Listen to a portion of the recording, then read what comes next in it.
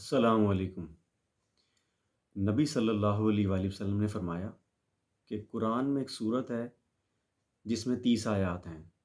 اور اس کا نام سورہ ملک ہے، جو کہ 29ویں پارے میں ہے۔ جو بندہ روزانہ سورہ ملک کی تلاوت کرے گا،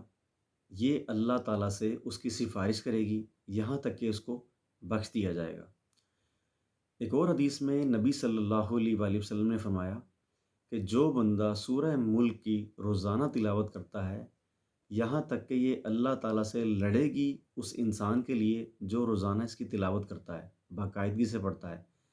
یہاں تک کہ اس کو جنت میں داخل کر دیا جائے گا۔ اور ایک اور حدیث میں آتا ہے کہ نبی صلی اللہ علیہ وآلہ وسلم نے فرمایا کہ جو بندہ روزانہ سورہ ملک کی تلاوت کرے گا تو یہ اس کو عذاب قبر سے محفوظ رکھے گی۔ یہاں تک کہ نبی صلی اللہ علیہ وآلہ وسلم خود بھی روزانہ سورہ ملک کی تلاوت کرتے تھے۔